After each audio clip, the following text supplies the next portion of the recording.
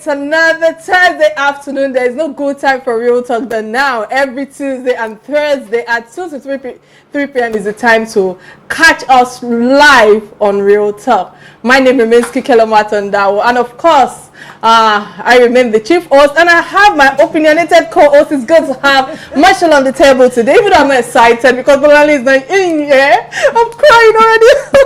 How you doing? If you don't need me, guys, go on Instagram. I can't wait to the end of the show to tell you guys, go on Instagram and tell us what you feel about Kike's post on Instagram.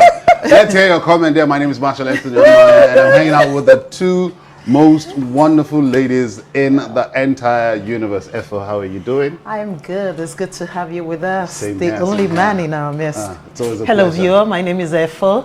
It's good to have you on our program today.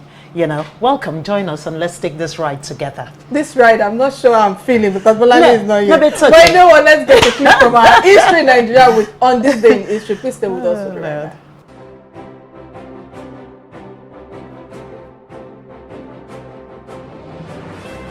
This day in history, exactly 6 years ago, on the 24th of June 2015, former Ekiti State Governor Dr. Kayode Fayemi and Governor-elect Mr. Ayodele Fayose met in the governor's office in Ado-Ekiti and promised to forge unity among themselves and the people of the state. Fayemi at the meeting, attended by associates of both men, said his decision to congratulate Fayose should not be taken as strange, given his determination to protect democracy. Fayose, in commending the maturity of the outgoing governor, said his concession was a strange concept in Nigeria, even as he charged his supporters not to taunt the outgoing governor, who he commended for making his marks in the development of the state. He said, and I quote, "They said my congratulatory message to the governor-elect is un-African or un-Nigerian. I don't think it was so because that was what I was expected to do as a Democrat." End of quote.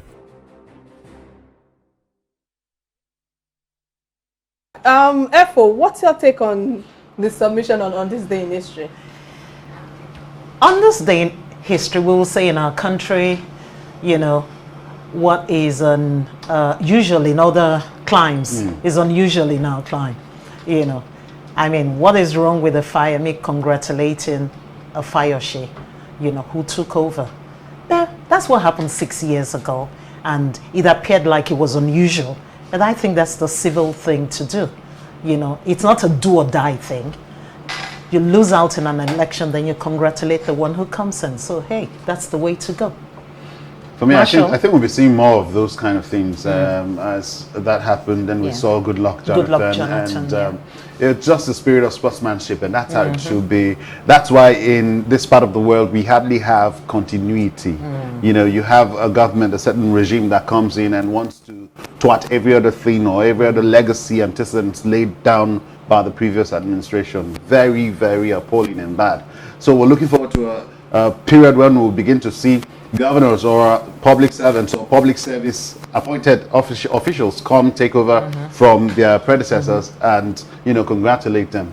Government is a continuum anyway. Exactly. That's what it should be, basically. All right. What's your take, Kike? I just feel it's pretty important for us to start changing the narrative. True. You know, most times we have the mentality of want to die in power. It has to be about me, and it's not about you. It's about you serving the people. The people put you there. Do you understand? And I like what you pointed out about projects. Most times, because of the rift between the person leaving power and the person coming in, you find out that there's no continuity in most of the projects. If they want to bring in their own initiative, eventually they abandon infrastructures that they've spent a lot of money on. So it's really a good change for us, and I hope that they will all continue. And I must put in there, Kike, that the rift is really unnecessary if it's about service.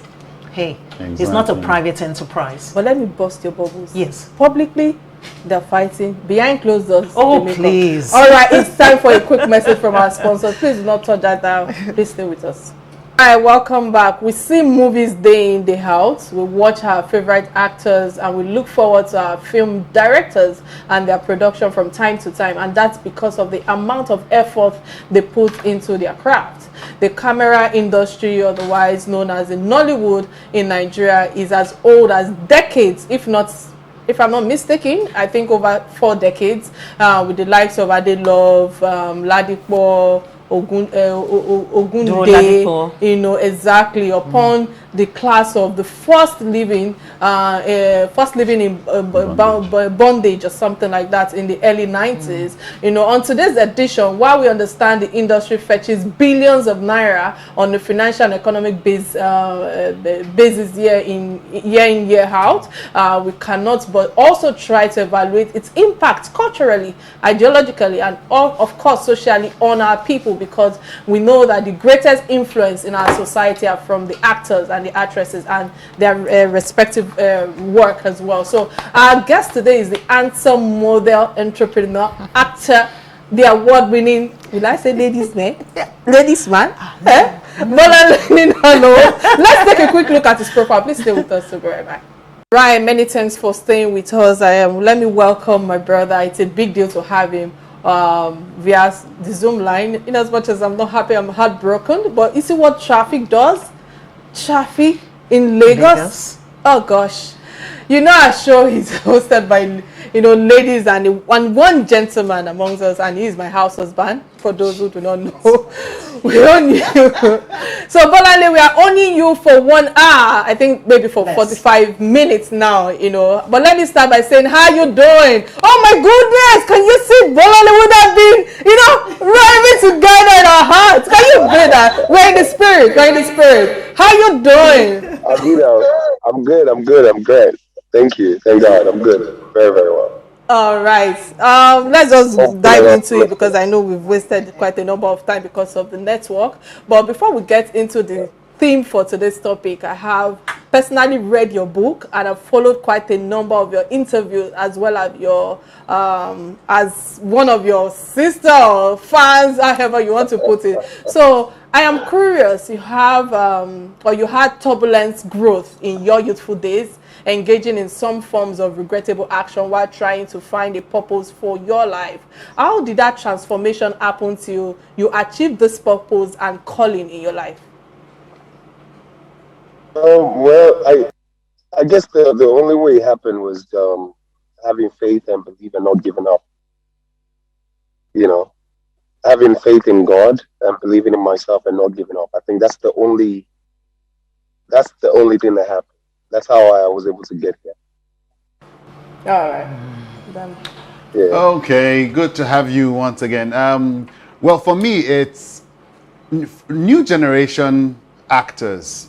When Kike was reading her intro, she spoke about how over 4 decades ago we had the likes of the living in bondage come take up the Nollywood industry to another level, and then we now have these generation of actors where you fall into. How are you able to make a comparison, or how are you able to match up with what obtained in the Nollywood industry back in the days when Nollywood started off and met global stage, and currently now?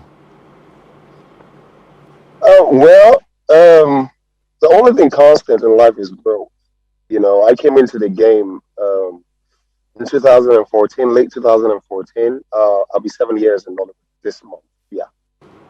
So I came in and I just, you just join the bandwagon pretty much. There's a system, and I just came in. I had a purpose to just come and discover myself. So I did what I had to do, did the work, and here we are today. Yes. All right. Okay. It's just growth. Well, it's good to have you with us. Yeah. Unfortunately, you can't be in the studio with us, but it's all good. I wish I was. In the first place, I must really commend your being well spoken.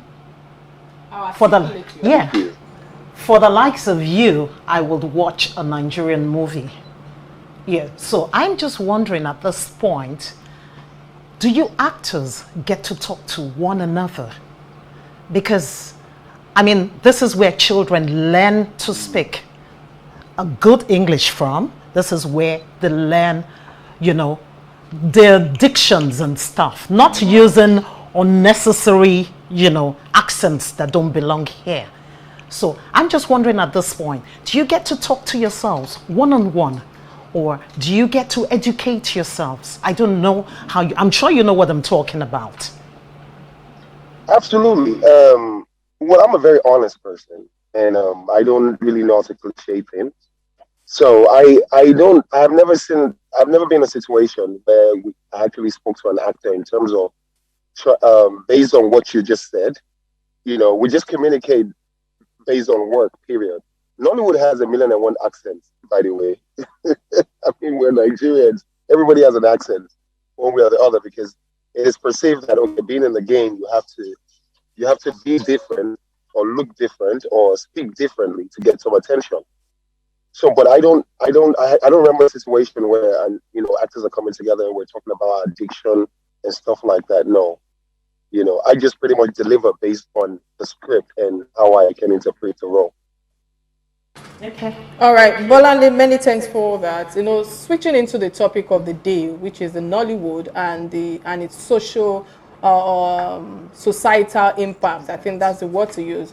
We are not taking. Will I say we are not? Let me rephrase that. We are not talking about money now, but values and norms and our culture. What's your overview of the Nigerian society and how the cinema has influenced it?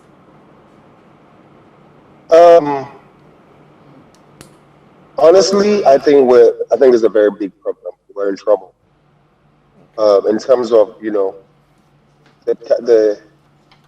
the kind of growth that's going on in today's world. This has nothing to do with Nollywood. The society itself is growing in a very very absurd way.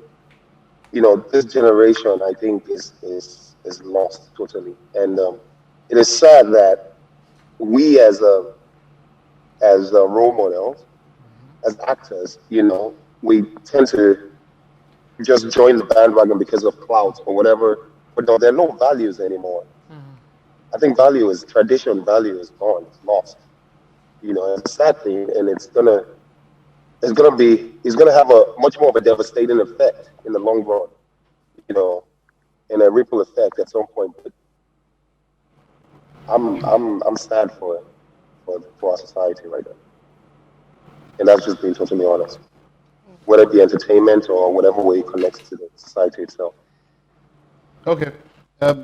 But do you feel that at some time Nollywood, the industry, the acting, the movie industry goes off limits? Because now what we hear is, the government wanting to censor or put in so much censorship in what is currently being churned out, especially with the advocacy from the government to censor social media. Do you at certain time feel that, you as actors, directors, or stakeholders in the movie industry sometimes go off limits when we talk about morals and what should be churned out? Yes, absolutely, absolutely. That comes with the work. That comes with life. In every aspect of life. I mean, people experience that. But I think definitely what the government is doing, if it works, I think will be very, very much valuable because, like I said, we all have kids. I have children as well, and I bleed for for the generation to come. Looking at what we're going through now, looking at the things happening within the society. But whatever the government has to do, whatever they can do, if helpful, But I don't know how. I don't see any way or how the government can mitigate that by putting the controls, the social media regulations, and all that. I think this much more. It's an individual problem. Each person has to take responsibility and understand that we need to change. We need to change things. And that change starts from yourself. I don't think it's the government because people will definitely rebel. You know what I'm saying? When the government interferes, it feels as if okay, they're trying to take our rights away from us. But people will need to go back home. A lot is missing. A lot of things that have gone wrong. All right. Okay. And it's just sad that Nollywood only they contribute to the negative, impact, and in their little way as well. That comes with the work. That comes with life. Okay, Bolanle. At this point, I shall be asking you, what's the way forward for the movie industry in Nigeria? How are we going to go about telling our own stories by ourselves, projecting who we are to the world?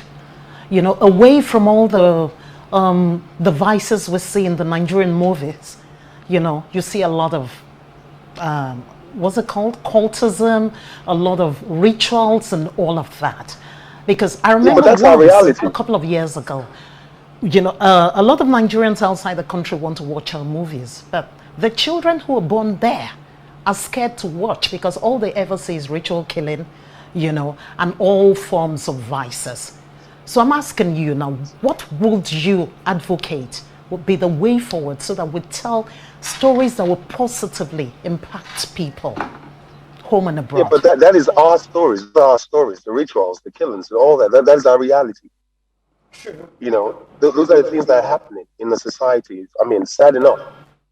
You get? So we are already telling our stories. And in every 10 movies, you will see 1 or 2 movies that impact the society positively or tries to tell. You know, there's a movie called Dark Road, which talks about the Boko Haram incident when they abducted the little girls and all that. You know, there was a lot of violence in it. You might not want your kids to see that because it's probably rated. However, that is the reality. Those are the things that happen. People are being kidnapped every day. People are being killed. There are cultists in schools every day. And the movies are a depiction of our reality.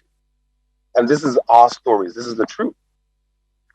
You know what I mean? So not every movie talks about this, but some movies do. I mean, some movies do, but it's our reality. I don't think we're telling the wrong kind of stories. You know, people are doing different things, yeah, but this is our reality. All right. All right. All right, Bolanle, you know, just to add to what she just said, there's a good example that I would like to illustrate. Just yesterday, actress Inaji blamed producers in the movie industry for rate at which girls bleach in the industry. And she was of the opinion that because the producers give preference to light-skinned girls in the movies. So what do we say to that and the influence that it has on the female youth of nowadays? First of all, the truth is, do we have any structure? We don't. I like to always tackle the problem from the graph. You know what I mean? We don't have a structure. Nollywood, for all I care, is a way out for everybody. How many theater arts students are successful in Nollywood? I studied accounting. I have a master's degree in marketing. I was looking for a way out in my life. I wanted to become somebody. Nollywood was a way out. The same for so many people. So there is no structure. Do you understand what I'm saying? Everybody is trying to survive. You get? And when you're in a situation where there's no structure and people are trying to survive, they're open and bound to social vices, to doing things that will make them more acceptable. Do you understand what I'm saying? People feel like, okay, light-skinned people get more attention, or you're bound to be more attractive if you're light-skinned. I don't think it's the producers, the directors. Without that, it happens every day. There's 1,000,001 women bleached out there. They're not actors. You understand what I'm saying? So I feel like we don't even. I don't really like to talk about Nollywood as a career or anything because there is no structure. You know what I'm saying? We are just hustlers. So I respect the people who are doing this for the craft, who are filmmakers. I'm not a filmmaker. I was just looking for a way out, and I put in 100% anything I want to do. You know, I wanted to get myself out of the problems I was in life, and acting was a way out for me. I mastered the craft, dealt with the criticism and everything, and today I'm successful at it. So it was a way out. But there's 1,000,001 people who study theater arts that will never even get the opportunity that I have today. So we're talking about a place where there's no structure or infrastructure. People are going to do anything they have to do to make it. All right. Now, talking about putting your 100%, you want to go on a break? Yeah, before you do that, let's go on a quick break and get the word from our sponsors. Please stay with us. We'll be right back. Great. To know you're still right there with us. In case you just joined the show, today's conversation is on the impact of Nollywood on our society in terms of culture, social views, practices, and ideologies. We have an actor and a stakeholder in this with us via Zoom line, Bolanle Ninalowo, to discuss with us all of these challenges. He's a household name and no need for further intro. For those who are streaming with us, we say thank you. Don't forget that you can also be part of this conversation by calling our phone number 080-988-77400. It's showing on your screen right now. And of course, you can also, we're streaming live on YouTube, on Facebook, and you can be part of this conversation. Earlier, Marshall, you wanted to ask Nino a question. Well, Ali, you had talked about putting your 100% into, your job, which is acting. And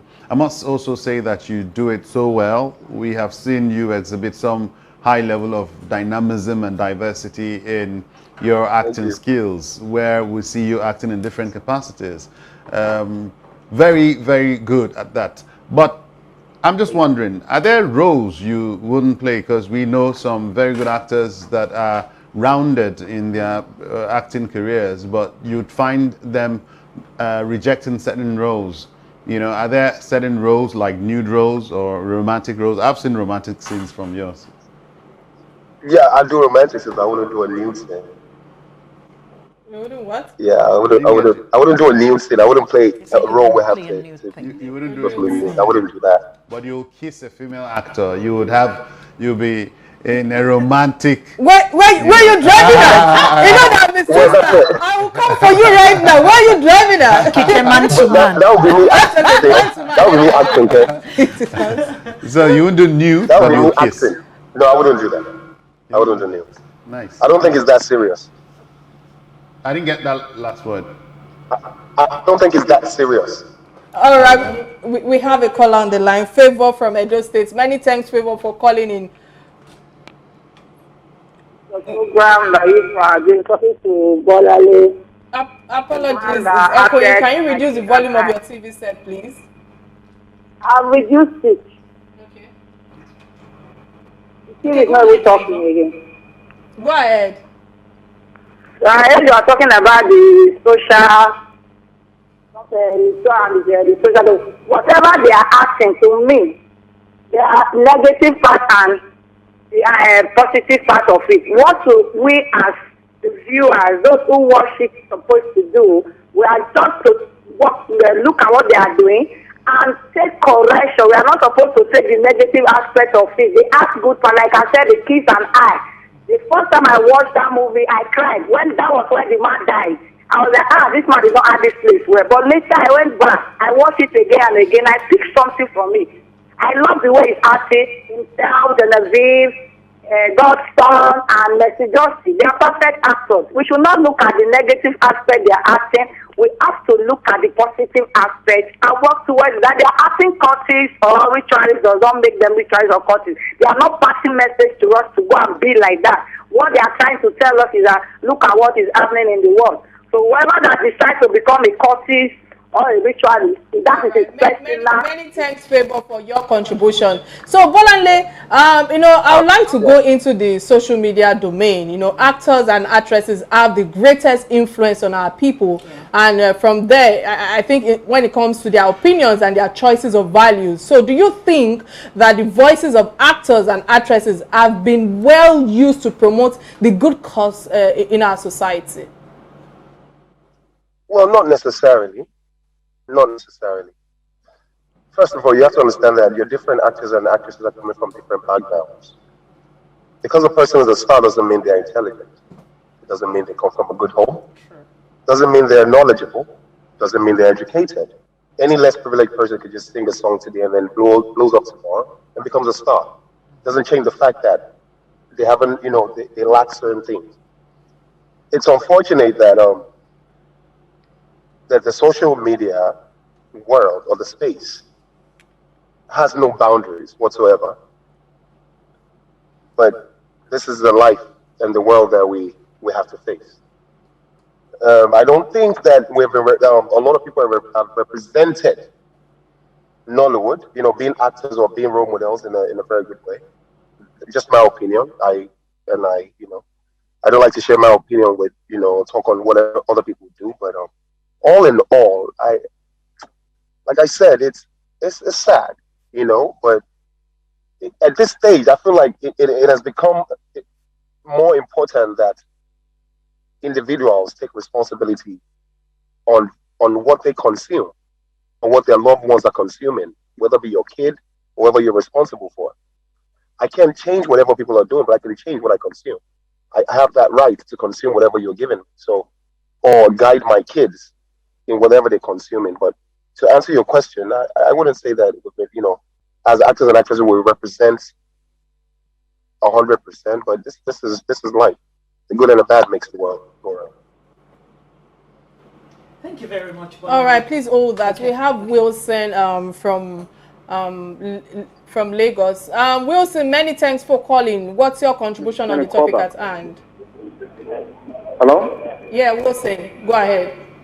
Yeah, I've been listening to the guy, and what you guys are asking. The thing is that you should try to inculcate.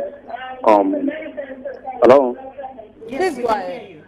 Yeah, they should try to inculcate through that movie. People are watching that movie, and I believe this movie is going around the world. So they should try to inculcate learning into the youth as an educational aspect. As in not sportism, not how to shoot gun, because I believe most of the youth, what they are learning, most of them is from what they watch. Are you getting me? So they should try to inculcate something that relates to education, something that relates to when a child starts going, even if they don't have money, I learn skill. At the end, that skill will be profitable to that child. And again, that's of education, so that at the end, people, the youth, will be emulating all this thing I'm saying, as in that of education and skills, not out to shoot gun or whatever.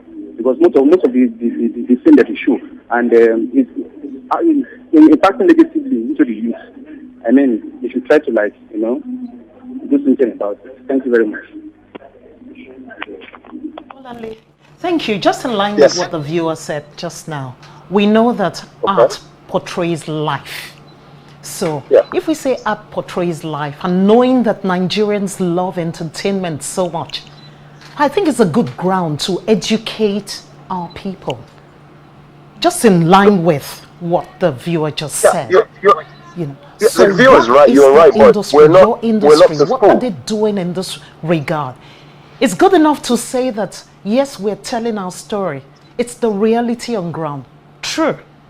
Nobody is denying that. But can we tell it in a way where people can be educated, particularly the youth of today, knowing how impressionable... You're very right. You're very right. I said something earlier. I'm a realist. I'm pretty sure you have your favorite restaurants that you go to, because that is your favorite, because you pick that place because you love the food. A consumer has a right to whatever they're consuming, what they're buying, and what they're watching. There's 1,000,001 movies, 1,000,001 channels. Just like abroad in America, you have Sesame Street, you have a Kids channel, you have different kind of content. I'm sure some people don't even watch movies if it's not a religious movie. This is their individual preferences. Nollywood is not a school, or is not where I don't think it is responsible to help you train your kids or train the society. It is an art where we make films based on it's make believe. You know what I'm saying? It is a story. It's a fiction. You know what I mean? So it is some movies, you will find some movies. The lady that called earlier talked about a film called My Kids and I, which I acted a few years ago with 3 little kids that I brought from America. And I was as a father training his 3 children, a single father. Now, a lot of people loved that movie because it was very educative. It was very informative. But I have acted films where I carried guns. I've acted films where I cheated on people, where I was an armed robber, where I did different things. I'm here to entertain. So no, I don't think Nollywood is solely responsible for people's actions or what people are doing. We need to take responsibility as Nigerians, as individuals. American people, the Americans have good movies. They have horror movies. They have very bad movies. But that's why they say a movie is rated 13, rated PG, rated 18. How many parents are taking responsibility of what their children are consuming? Bolanle, talking about taking responsibility, we will get to this part of our trending story. There's a segment on this show that we call trending story, but something gets a better part of me since Democracy Day, and I'm asking who wants to be a good model for our dear Nigerians or Nigeria, like the likes of Abiola, as you know, we've seen the Fawe Imi and a whole lot of that, you know. So coming to you as an artist, as a change agent, so to speak, we have seen quite a few of you that have good names and reputation that can be useful for leadership. How do we put people like you to good use to influence quite a number of people out there when it comes to position of leadership in Nigeria? Well, personally, a lot of people tend to ask me if I'll ever go into politics at some point. I guess probably because of certain qualities that they've seen in me. Honestly, there's one thing being a celebrity. There's another thing being, in politics. I don't think. Man, it's pretty tough for me to answer this. I don't think because you're. Are you there? Are you guys listening? Yeah, we are all Hello? ears. We are all ears. Okay. What makes me a good actor? Would that make me a good politician or a good? So it seems like cutting off guard with my question. It's a loaded one. The line keeps cutting off. I keep losing you guys. Yeah, we can hear you now. Hello? We can hear you, Bolanle. Go ahead. Okay, good. So I'm saying that because he's a good celebrity, does that make him a potential candidate for politics? You know what they say: success doesn't change a man; it reveals who a man is. You know what I'm saying? I feel like a lot of people have goals and they're good until they get power, or until they're put in position of power. So I don't know how to answer that, really. I know. Okay. I know you've been struggling with the way. Maybe we should just simply ask you: do you have intentions to, vie for a political office in future? Maybe not in the near future. Are you somewhat interested in politics in the near future? I mean, we've seen you, the current drama series you're doing where you're an Agbero and all of that. You said we've seen you do movies, Carry Gone, you do Love. You didn't mention Agbero. Anyway, politics and you, how far? For me, the kind of person I am, I'm a man who has submitted himself to God. Wherever, I don't have plans to be in politics, but is there a possibility that you will see me in politics? Yes. That's what God has for me. And so shall I do, and so shall it be. I know that sounds cliche, but unfortunately, I'm not the kind of person that will give you those kind of direct answers because I'm a very spiritual person. I am a star, but I'm a different kind of star. I am a celebrity, but a different kind of celebrity. I'm not, things. I don't see myself anymore being in control of getting things done. I only submit to myself. You know what I'm saying? And what I need to do every day is what I'm doing, which is lay good examples, be diligent, and do the things that I have to do. So now, whatever I am, whichever way I live my life, if it leads me into politics tomorrow, then so shall it. Okay, Bolanle, thank you so much. Does that answer the question? Now let's talk about you, family. Tell us about family. I particularly like your relationship with your wife. So take us into that and let's see if this will help, some families somewhere. You have to ask me the question. Sorry? Tell us about what would you like to know, ma? You and your family, basically. About my family? Oh, okay. About my family, I'm a happily married man with a beautiful wife and 2 kids. Mm-hmm. Okay. I think that serves. So you have to ask me what you want to do. No. I'm asking you how you're able to put it together. This might probably help, other families who are struggling because time was when you had issues, with your spouse and you were able to, walk around it and you're together as a unit now. Honestly. That's what I'm interested in. The only two ways I was able to achieve that, which is self-honesty and the fear of God. Period. Honesty and fear of God. Okay, thank you. All right, I think this might be our last question on the show today. I know you're an handsome actor, model, entrepreneur. It's okay. Stop saying it's handsome. It's okay. It's Stop good saying it's looking. handsome. Bolanle is there. Bolanle, you're there. Next question. Last question. No, but you're here. Let's It's just good go. looking. Last question. Can you allow me just Kike, compliment please. my Run against brother? time. Last question, please. Bolanle, are you You can ask me anything you want to ask me.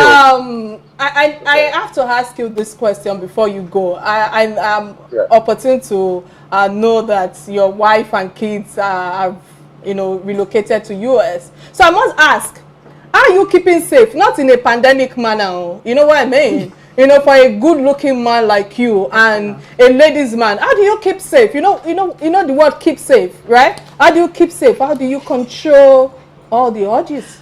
Tell me. How do I keep safe?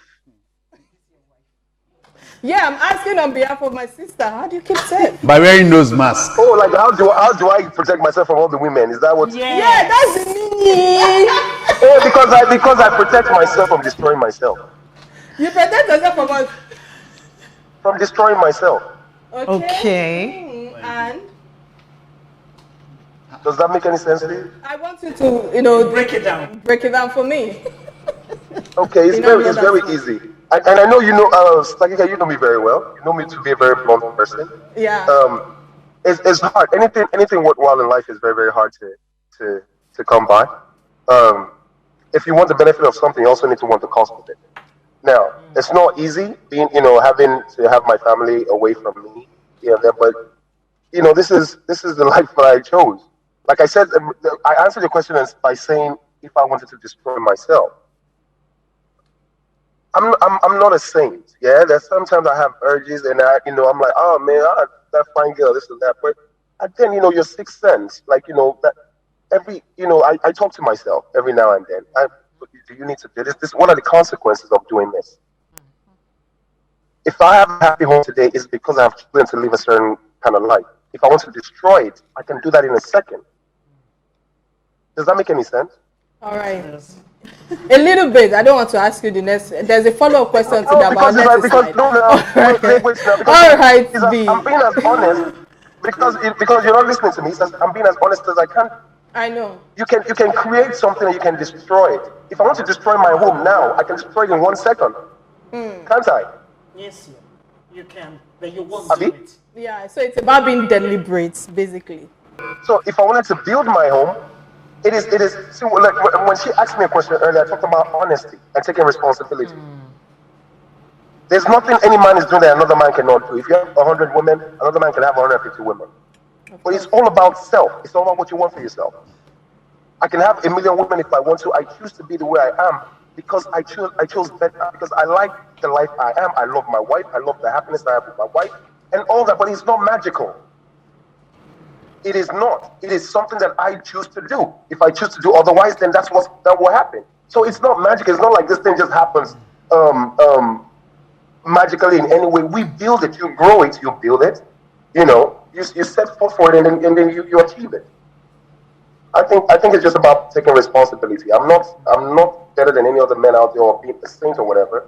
It's about what you want for you. Like I said, you have that ownership to make or destroy your own relationship. All right. So if me being around women or accepting advances of women would destroy my relationship, I'm well aware of that. So which is why I don't accept that. All right, many thanks for that submission.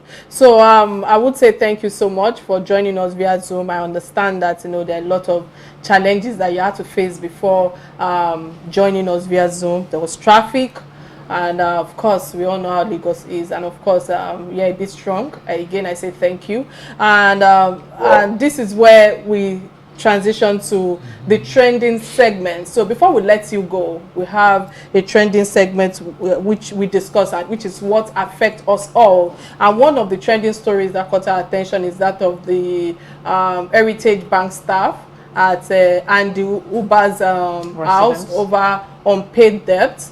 and news report says that he has threatened a lawsuit against the bank, while the bank tasked its staff not to be intimidated. You know, Bolanle, before I come to you, Masha, what's your take on it in 1 minute? Well, for me, it's a mixed reaction. I mean, the bank going to the extent of organizing a protest at the residence of their customer. I think they have been pushed to the wall to have gone. I've never seen that happen before, where a bank would go and stage a protest in the residence of its customer. I would have thought that they would have resolved this in the legal way in court. I hear the cases in court, but they would have kept it that way. So for me, it's comme ci comme ça, neither here nor there, on the side of the bank and the side of Anduba. What's your take? I think the big men, the big men we have in the country have a way of going around banks and collecting loans that they never pay back. And I think that's not good for the banking institution. So many banks have gone under because the same people will never pay the monies back. If you take a loan, responsibility on your part only says that you pay back. It's as easy as it gets. All right, Bolanle, do you have any submission on the topic at hand? Yeah, not really. I mean, but what like my auntie just said, it's all about responsibility. It all goes back to taking responsibility. Do you understand what I'm saying? All right. So for me, my own submission on this topic is that this is totally unprofessional from the bank, and it shows the kind of recklessness that is happening behind closed doors these days, especially when it comes to a financial institution. Isn't there a protocol or procedure for obtaining loans? That was what crossed my mind. So when it comes to the average Nigerian or a poor man who needs legit money for business or businesses, they use all sort of bureaucracy to, discourage them from obtaining loans. But they serve these politicians and the so-called rich men with loans, and time again, you've seen how things have turned out. So, it's so unfortunate that my co-host and I are really not big when it comes to going to the bank to borrow money. Let me speak for myself. My father is the one that borrows me money. So you'll be marvel at the way things turned out, especially when you look at the SMEs and the entrepreneurs when they want to borrow loans and the like. So now, if there was a protocol for Senator Andy Uba using Getty Loan, you would have, given correspondent collateral that would suffice for this loan. So the bank would have saved themselves of all this unprofessional disgrace of running around with placards like jobless people, so to speak. Now the senator is threatening them with lawsuits. Let the courts prevail, and at least we may have seen or experienced sanity with the banks and the so-called rich men that they keep giving loans to. So again, I think on the other hand, I'm sure that this will serve as a lesson for other people. Yeah, it's to serve as a lesson. Yeah, exactly. And also for the so-called the richest men all over the globe, only if we all understand the sources of their wealth. The sources of their wealth and how much they are owing. I might be better than they. You never know. True talk. All right, let's quickly catch up with our second trending story. The second trending story, I'm told that we have a few minutes left, is that of the leaking roof, the heavy rain that leaves National Assembly lobby flooded. Bolanle, I have to start with you. What's your take on that when you saw that? I'm very sure you must have stumbled on it on social media. No, actually, this is the first time I'm even hearing this. Serious? All right. So quickly, Masha, what's your take? Just a very quick summary. National Assembly roof was leaking. It was raining, and then we had the National Assembly saying, "Look, isn't this evident that we even need more money?" Just at the time when Serap and other individuals are calling them for accountability for monies that have been allocated, billions, to renovate the National Assembly. And they are now saying, look, our roof is leaking. Doesn't that mean that we don't have enough money? We need more money to, that's utter stupidity for me. If you, in just a simple term, we don't have enough time. So I'd let Efo go. For me, I think it's a colossal disgrace on this country. Knowing that we talk about billions and trillions and maybe very soon zillions, in our country, it could never have happened in the Western world. But it happened here. and they're defending what happened, just like my co-host said. You know, who does that? So many thanks for that. When you say they are defending that, you know, I think first thing first, it's a show of shame and a total international public disgrace for Nigerians. I think the leakage or the leakages clearly shows how our economic leaks financially, despite numerous budgetary allocation amounting to billions of naira for renovation of the National Assembly complex, which happened last year. And according to Punch report, they said 37 billion was approved by President Muhammadu Buhari in 2019. And Nigeria begin to wonder what was 37 billion actually spent on. You know, this is where my blood goes up, and you will now see Moses, our technical director, start telling me, Madam, calm down. 37 billion. You know, it's unfortunate how, you know, we rule this country. It's sad. It gives me some level of, I start questioning myself, how did I become a Nigerian? As in, God, why did I pass through this way? I don't want to use tarnishing words, but what kind of people spend 37 billion naira and there's nothing to show for it? We are just a joke in this country. And this translates to so many sectors, such as the petroleum sector. The federal government keeps spending millions of dollars, and yet our refineries are not functioning. Many sectors are not functioning at all, yet the government tells us, oh, they have spent billions. This is the problem of integrity, transparency, and accountability that they are trying to avoid. That is the reason why they are trying to hold us or not to have a voice. We keep requesting for our leaders that they should please, you know, help us out when it comes to us asking certain questions when we are not clear on it. And that is where accountability comes in from. Now they have taken on to Twitter to say they are banning Twitter, and they are ready to even tell us publicly to say that, you know what, they are coming for Facebook and Instagram. It's a shame that Nigeria keeps rolling on this path of not being accountable as a leader, when you expect, when your people who put you there, who put you in a position of power, expect more from you. I beg, let me rest my case here. Okay, next trending story is that of President Muhammad. This is where we'll wrap it up. All right, on that note, Bolanle, I say thank you so much. I'm not really. Yes, I'm coming down. Thank you, Bolanle. Bolanle, did you know that I should be coming down? Yeah. Nigeria, Coming down.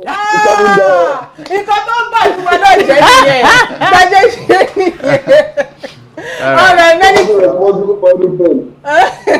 many thanks, Bolanle. Even though I'm not happy that I'm not seeing you today, I was expecting to give you a big hug, and we're in sync, you know, with our cap, Sorry, what? Well, sorry, I didn't get her name. The auntie, the very beautiful auntie over there. My name is Efo. EFO. EFO. Efo. Yes, sir. I like you a lot. I like your whole swag and everything. Are you for real? Don't let me call my sister. I will call you. Bolanle, go and be the pastor that you want to be.